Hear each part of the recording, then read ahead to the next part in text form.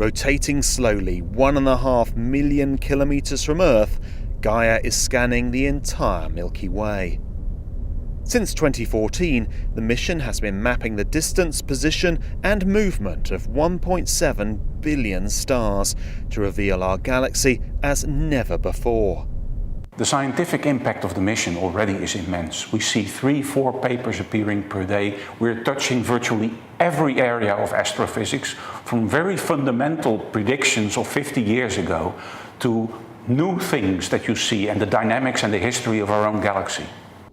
Capturing 70 measurements of every star, Gaia produces vast amounts of data.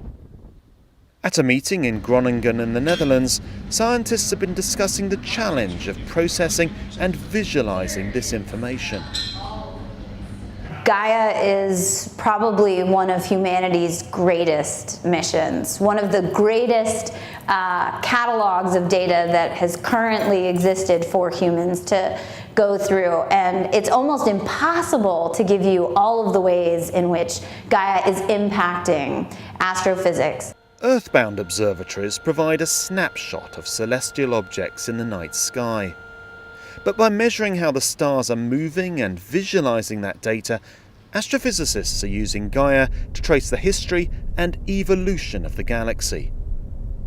They've discovered, for instance, that stars born together in star-forming factories move in clusters or families throughout most of their lives.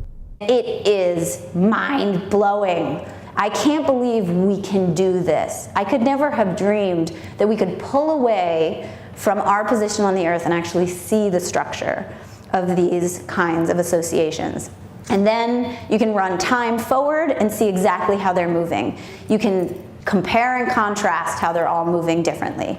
And I think it's a story of vast proportions in our understanding of how stars form and evolve. Other science teams have used Gaia data to confirm today's Milky Way is formed from giant galactic mergers.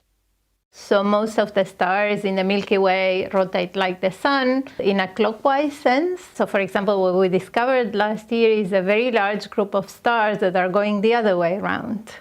And so that's already very suspicious, and it tells you kind of that these stars were formed elsewhere, being such a large group. And it's also very old stars. So that was already the first hint that actually one component of the galaxy is probably made up from stars born somewhere else.